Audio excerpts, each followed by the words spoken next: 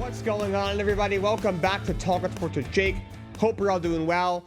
First off, rest in peace to Dikembe Mutombo, Hall from NBA center.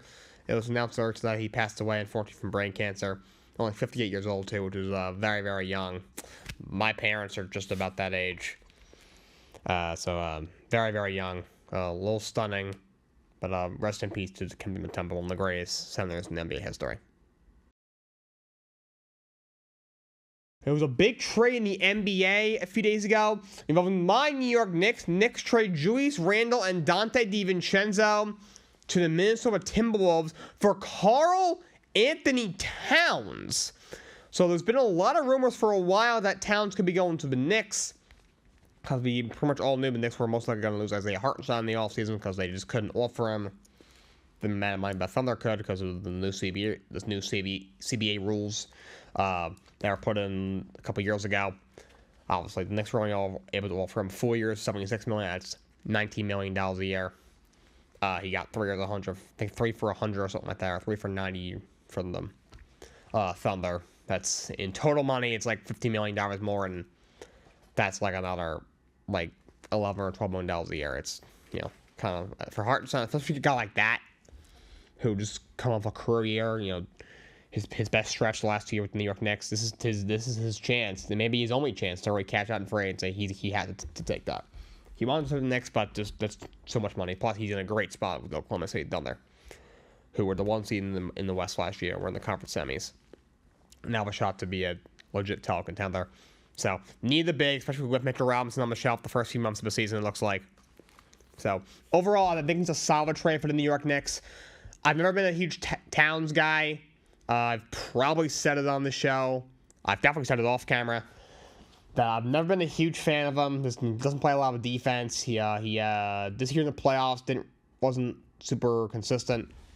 Yeah, he went through a tough stretch for a while in the postseason. Of course, Minnesota was in the conference finals this past year. But Knicks really needed a big. Obviously, you lose Hartenstein in the offseason. Mitchell Robinson, who you can't count on anyway, he's going to be out, looks like, until about January. So at least, probably, if I had to guess, probably he's gone the first couple of months of the season for sure. Not like him, I wouldn't count on him until about the All-Star break, to be honest.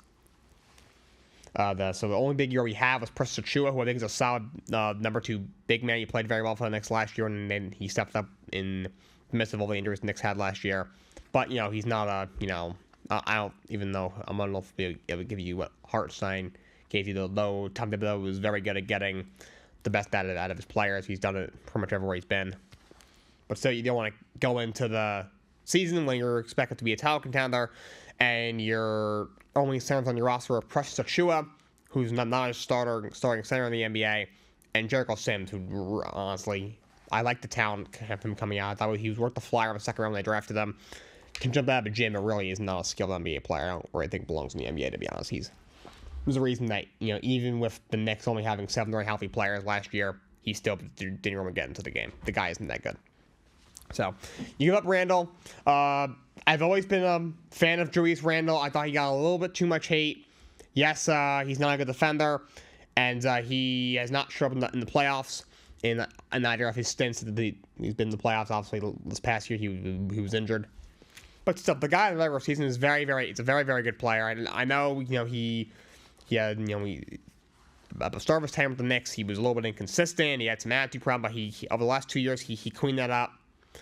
And but for some reason, every other NBA fan just decided that, because it happened in the past, that's always going to be the way he is. You know, he adjusted. No one realized that, unfortunately. The guy averaged like 25 and 9, shot the ball well every single year. Was never I didn't really ever see him as like a locker room problem. You know, his attitude wasn't great at first with the Knicks, but you look at his numbers for every year with the Knicks. He was there from the 2020 year to this year. His first with the Knicks, he averaged 19 and 9. Yeah, but 46 from the field, 27 from 3. It wasn't a great year. His second year in 2021 had the breakout season, averaged 24, 10, and 6, 45 from the field, 41 from 3. Next year, obviously, he struggled. Only averaged 20 points a game, 9 almost 10 rebounds, 5 assists, 41 from the field, 30 from 3. But 2 years ago, averaged 25 and 10, shot 45 from the field, 34 from 3, and this past before he got hurt was averaging 24, 9 and 5, which shot 47 from the field, 31 from 3. He sometimes, gets a little trigger happy. He was a little bit better this past year, playing what I call Bowie ball, getting inside more, but overall, I think he's a good player.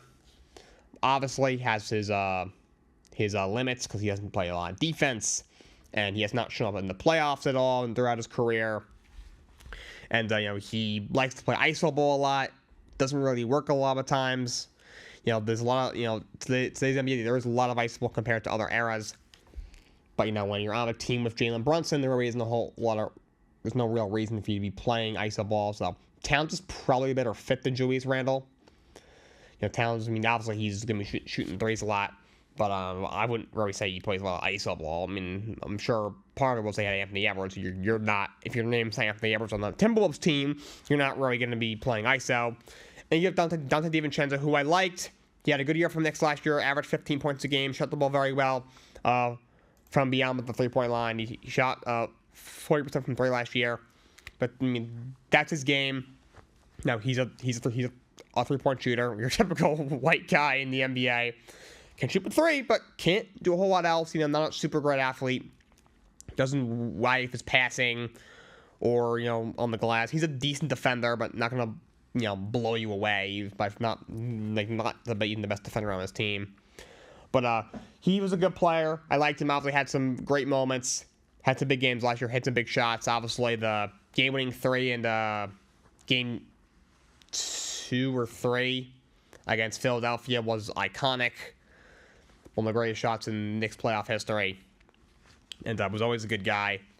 Obviously was close to all of the Villanova boys. So I heard he wasn't as sold on the thing as it seemed. I just think he didn't want to play reduced minutes, which I kind of get. Obviously, you bring in Mikal Bridges, OG Anunoby, you'll have him for a full year. He was going to lose some playing time for sure. So, but he goes the other way. Knicks get Towns. To me, Towns is a better fit than Julius Randle. Towns is a better three-point shooter and even better scorer. They're both not great defenders. Also, Knicks have needed a big man that can shoot for the longest time. That's why they really set him back when they traded with Kristaps Porzingis and got just nothing back in that trade. Because he was like, God, they were at the build around. And then obviously the injury and then just the shocking trade. It really set the franchise back like a solid 5 years. That's why in the next look they were starting to build something. You had a lot of draft picks. You had drafted a bunch of guys. They missed on a bunch of their picks, obviously. Taking Frank Ntilikina and Kevin Knox in the top 10 back-to-back years started the development as well of the team, but for the Porzingis trade, that really what did them in. The whole Phil Jackson era was just screwed up. So, Knicks get a big that they really needed, one that can shoot, which is something they've needed for a long time. You see that Randle, who they have enough wings and forwards to where he wasn't. I don't know, it was kind of a weird fit. I honestly, once they made the Bridges trade, I said off camera, I would not be surprised if Julius Randle was traded. I would not be surprised. And there it is. And DiVincenzo, a nice piece to have. He's a good player. For Karl-Anthony Towns, I think it's worth giving him up. And then you throw in the kid that beats Diop, just Ross Ferguson him over to Charlotte. And then Detroit's first rounder in a year or two or something like that goes to the Timberwolves. For Minnesota, that was a bit of a confusing move for them, to be honest. Look, I think Randle was a good player. Not sure about the fit because he likes to play a lot of iso ball and you have Anthony Edwards there. I'm not sure how that's going to work. Look, I thought trading Towns the idea of trading him wasn't a bad idea. You have a lot of bigs. You have Towns, who obviously is a really good three-point shooter. You have Rudy Gobert, who's obviously an incredible rim protector. I do think he's a little bit overrated, but he is a great rim protector. And you have Naz Reid, who I think is a very underrated player. Can stretch the floor. He can kind of do what Towns can do for a cheaper price. He obviously just won Sixth Man of the Year. So I'm not surprised that Towns was moved by them. But you get back Randle, which that's a kind of a weird fit for me. And DiVincenzo is a nice piece to get back. But he's probably coming off the bench for them.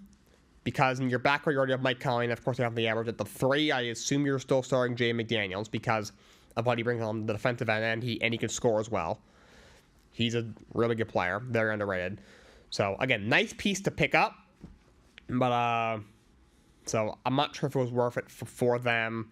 That you're clear building something. You had Anthony Edwards to build around. You had some complementary pieces. Karl Anthony Towns, Rudy Gobert, Naz Reid, Mike Conley. I would have tried, Jay McDaniels. I would have tried and got one more really good scorer. Not sure if don't think Rand will be enough. So a bit of a weird trade for them, but we will see how that plays out. That's my thoughts on that trade in the NBA, as the NBA will start up somewhat soon. All right, so playoff race in MLB. By the time you guys are seeing this, the first Mets-Braves game will be over. The second one's probably still going on. I will cover the complete playoffs when we know everything tomorrow, most likely. But for now, let's take a little glance at the standings. American League field's already set. Yankees edge out the Guardians for the number 1 seed. But Guardians will have the other bye. Houston is the 3 seed. The 3 wildcards are Baltimore, Kansas City, and Detroit. What a miraculous turnaround for Detroit.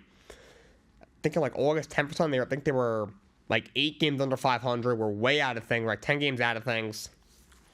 And then just a remarkable turnaround. 31 of 42. Went 31-11 going into the last game of the season. That is just an incredible turnaround.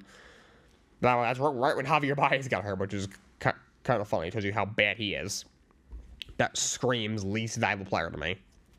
Guy's making all this money to be just god-awful, swinging everything within the country mile of the strike zone.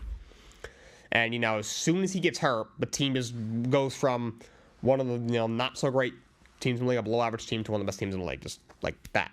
So, crazy turnaround for them. Houston's going to host Detroit in a best-of-3, and Baltimore will host Kansas City in the best-of-3. That's 2 pretty intriguing series. I don't think Houston's been in the ALCS, I think, 7 years in a row. But they actually only had 88 wins. That was a weak division this year, weaker than it looked like going into the season. Back in the springtime, Houston obviously comes out of it yet again. I could see Detroit beating them. Houston's they're not the same team that they were in the past. They don't have the starting pitching that they once did. Not as deep as they once were. So, Detroit's hot. I could see them winning that series. I don't know. I mean, they're hot right now. We'll see. And then Baltimore, Kansas City. Again, on paper, Baltimore is a better team. They're kind of limping into the postseason. The last week or two, they played better, for sure. But that was a team, if you asked me a month ago, I would probably say that team could be in the World Series. Now I'm like, they could be a first-round exit. They could be staring out in the face. So, but, and Kansas City's another team. They were streaking at one point. They kind of locked down a spot. But the last couple of weeks, they kind of limped to the finish. Last week or so, played well enough to where they locked up their spot. But Kansas City, they will be in Baltimore. And the Seattle finished the game out. Twins, I'm surprised that Rocco Baldelli didn't get fired. That's a bad collapse by them. Nationally, Dodgers get the 1 seed. They have home field throughout the entire postseason. Philadelphia Phillies got the other bye. And then the Brewers were the 3 seed. The 3 wild card, well, we don't know. Padres are left at the first spot. And then Braves, Mets, and Arizona are the last 3 spots. Depends what happens today. If one team sweeps the other, the team that got the sweep, and the Diamondbacks get in, if they split the series, both the Braves and Mets will both get in, and Arizona will be eliminated from playoff contention. So we will see what happens with that. So right now, obviously Dodgers and Philadelphia have the bye. So Milwaukee, it's kind of a mystery of who they will be playing. It will be Atlanta, some comes from the Atlanta Mets and the Braves, obviously. So Atlanta Mets and the Diamondbacks, rather. So we'll see how that goes. Okay, so let's talk some college football. Let's recap Week 5 in college football. Number 7, Miami beats Virginia Tech 38-34. Really good game, back and forth. Virginia Tech was winning for a while. Miami actually had to come from behind in the second half. We're down actually a touchdown. Or I think, going into the second half. Cam Ward, really good game. Those for 343, 4 touchdowns and an interception. He's looked really good so far. Miami picks up the win. Texas takes care of business against Mississippi State, 35-13. Arch Manning played again. Threw for 324 and 2 touchdowns. He looked really good. It's crazy. He's not going to draft until at least next year. Now, in what was probably the game of the year at this point, in fact, to this point definitely was, it may be the game of the year, even come the winter time. Number 4 Alabama beats number 2 Georgia, 41-34. Alabama was up 30 to 7 at the half. Georgia comes steamrolling back, takes the lead. Then 1 play later, Alabama with a long touchdown pass to regain the lead, and then Carson back took him down to the red zone at the very end of the game, but threw a pick on the last drive. Alabama hangs on to win. 41-34, incredible game. Alabama hangs on. Number 3 Ohio State beats Michigan State 38-7. That was expected. Michigan State's very bad this year. Kentucky have a huge upset over the Ole Miss Rebels, 20-17. Almost, I believe, missed a field goal at the very end of the game. Kentucky, I told you guys this game was going to be close. Almost was pretty heavily favored. I told you, take the points for Kentucky. Kentucky, they're not the best team in the world. They're a little overmatched in the SEC for when it comes to football, but they're a gritty team. There's a reason, like when they played Georgia a couple weeks ago, Georgia only won by a point. This is a great team that will stay in a lot of these games, even against teams like Georgia and Alabama that, just talent-wise, they are a bit overmatched. But huge win from Kentucky to upset Ole Miss. You had number 8 Oregon beats UCLA 34-13. Number 9 Penn State beats number 19 Illinois 21-7. Arizona with a big upset over number 10 Utah 23-10. So big upset for the Arizona Wildcats over the Utes. Number 12 Michigan beats Minnesota 27-24. Really close game. Michigan is not the same team as they're obviously. You got shelled by Texas, so that's the best team in the country. You had a close game against USC. Now a close game against Minnesota. Number 13 USC beats Wisconsin 38-21. Number 14 LSU beats South Alabama 42-10. Number 16 Notre Dame beat number 15 Louisville 31-24. A close game. Number 17 Clemson beats Stanford 40-14. Number 18 Iowa State beats Houston 20-0. Number 23 Kansas State gets by number 20 Oklahoma State 42-20. Both teams are coming off losses. K-State gets a much needed win. Number 21 Oklahoma beats Auburn 27-21. Big comeback for them. At one point they were down pretty big. At one point they scored like 20. They scored 20 unanswered, being on 21-7 in the second half. So a big come from behind win for the Sooners. Number 22 BYU beats Baylor 34-28. So BYU 5-0. They're off to a good start this year. Number 24 Texas A&M beats Arkansas 21-17. Then you had number 25 Boise State beats Washington State 45-24. They're ranked right now. Both a good start. That guy Ashton Genty, that guy is absolutely insane. Ran for 259, 4 touchdowns. He ran for over 800 yards and 13 touchdowns in 5 games. Or 4 games. That is absolutely insane. He's got to be the top runner by taking come April. That guy is just running wild right now. And that brings us to the AP rankings going into week 6. Alabama is now number 1 team in the country.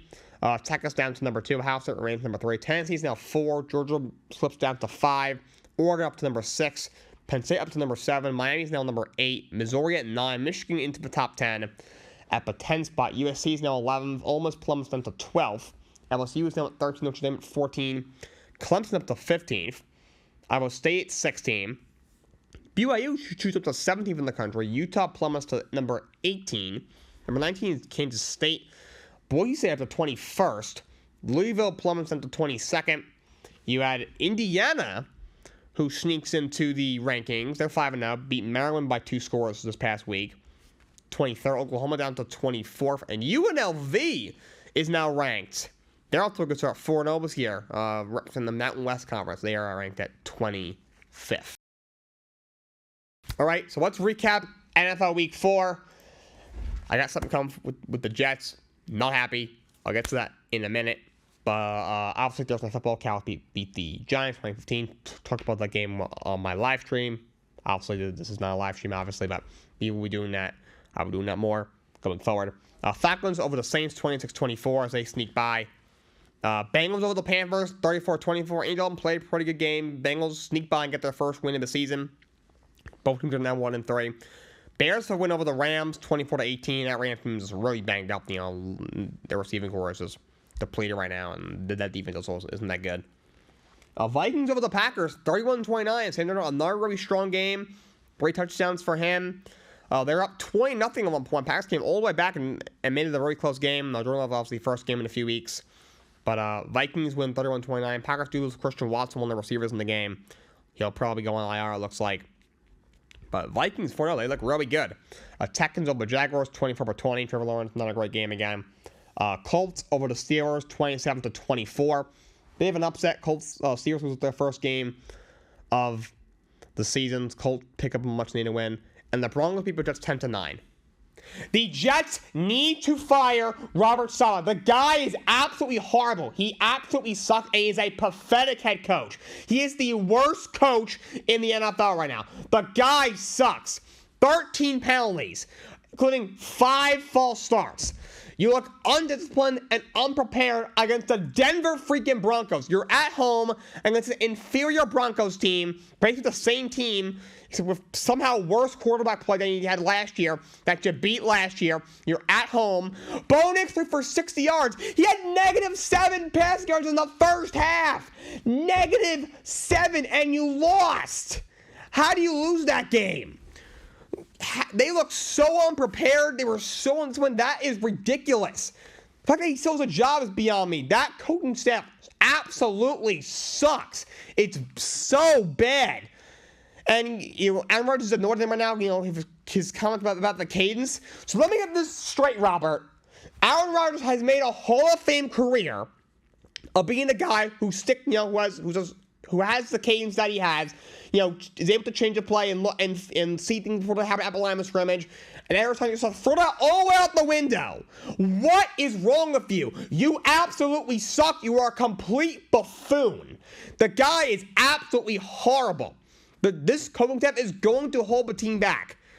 How your team is this talented and you're that unprepared every single week is just embarrassing. He is absolutely horrible. He absolutely sucks, and they need to fire him. They need to fire him now. I do not give a freaking damn who they promote. Jeff Ulbrich, somebody. But Nathaniel Hackett needs to go, and Robert Saleh needs to go. They both absolutely suck at their jobs. They are absolutely horrible, and they are an embarrassment to the state of New York. Moving on, the Bucs beat the Eagles 33-16. They look very good so far, 3-1. Eagles look a little shaky. Alpha didn't have some guys last week. Brown, Devonta Smith. Jalen Hurts, I'm starting to think he's more of an average quarterback than a franchise guy. We'll see where the rest of the season goes. Commanders, another big win. They beat the Cardinals 42-14. Jane Downs is just rolling. He's off to a really good start. He's definitely off the rookie of the year so far. He is just rolling right now. Commanders been a lot better than I thought. 29 over the Patriots, 30-13. They got a lot healthier in that game. Brissett took a lot more hits. He's still a starter for now. That line, that was concerning. It's Chiefs over the Chargers 17-10. Chargers actually up 10-0 in that game. Chiefs come back and win that game. The Chargers were very banged up on the offensive line as well as on defense. Now, the Raiders beat the Browns 20-16. Mark Cooper had an 8-yard touchdown call back late in that game. It's a tough loss for the Browns, who just look horrible. Deshaun Watson is just pitiful. Just absolutely horrible. And the Ravens just destroyed the Bills 35-10. Derrick Henry over 200 total yards and two touchdowns. It's crazy how good that guy is. That guy's going to be in the Hall of Fame. The guy's 30 years old. For a running back, he's considered old. And the guy has just had 200 yards and 2 touchdowns in prime time. The guy's amazing. People wonder how he does this. Keep in mind, he's obviously an incredible talent. He was a beast at Alabama, won a Heisman. Was like the 35th pick or something like that in the draft, which is pretty high for a running back by the Titans. And just, the guy just an absolute beast. He's obviously got just the perfect size for a back. He's obviously very skilled. But have you seen how that guy works in the offseason? That guy is incredible. How he works in the offseason. He works his ass off every offseason, every day. So just the combination of the work ethic and just just the body type that he has, the combination is just impossible to beat. That guy is going to be one of the greatest running backs of all time when he retires. But that's the NFL. Week 4, obviously, we'll talk some the Monday night games tomorrow and throughout the rest of the week. That's all I have for you guys today. Until next time, so long. Have a great day.